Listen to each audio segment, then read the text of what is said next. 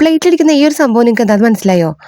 ഇത് യൂസ് ചെയ്തിട്ടാണ് ഞാൻ ഈ ഒരു ടീഷർട്ടിലേക്ക് ഫാബ്രിക് പെയിൻറ് ചെയ്യാൻ പോകുന്നത്. അതിന് മുമ്പായിട്ട് ഇതിൻ്റെ ഉള്ളിലേക്ക് കട്ടുള്ള പേപ്പർ വെച്ച് കൊടുക്കുന്നുണ്ട് കേട്ടോ. ഇനി നമുക്ക് ഈ ഒരു സംഭവം ലീഫിൻ്റെ ഷേപ്പിലൊന്ന് കട്ട് ചെയ്തെടുക്കാം. ഇതെന്താണെന്ന് പറഞ്ഞില്ലല്ലോ, ഇത് നമ്മുടെ കുമ്പളങ്ങയുടെ അരി ചോറ് എന്നൊക്കെ പറയില്ലേ, ആ ഒരു സംഭവം കേട്ടോ. ഇനി വൈറ്റ് ആക്കിൾ പെയിൻറ് യൂസ് ചെയ്തിട്ട് ഇതിൻ്റെ മുകളിലേക്കൊന്ന് അപ്ലൈ ചെയ്ത് കൊടുക്കുക. എന്നിട്ട് ഇത് നമുക്ക് ഈ ഒരു ടീഷർട്ടിലേക്ക് ഇതുപോലെ ഒന്ന് പ്രിൻറ്റ് ചെയ്തെടുക്കാം കേട്ടോ. വേവ്സിനായിട്ട് ഓറഞ്ച് കളറാണ് യൂസ് ചെയ്യുന്നത്. പിന്നെ ബ്ലാക്ക് കളർ യൂസ് ചെയ്തിട്ട് ഔട്ട്ലൈൻ കൊടുക്കുന്നുണ്ട്.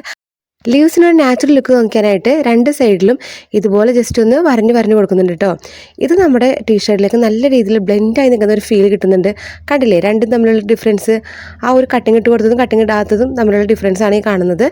അപ്പോൾ ഇതുപോലെ നമ്മുടെ ടീഷർട്ട് കംപ്ലീറ്റ് ചെയ്തെടുത്തിട്ടുണ്ട്. ഇതാണ് ഫൈനൽ ലുക്ക് വരുന്നത്. ആക്ച്വലി ഇതൊരു എക്സ്പെരിമെൻറ്റ് വീഡിയോ ആയിരുന്നു കേട്ടോ.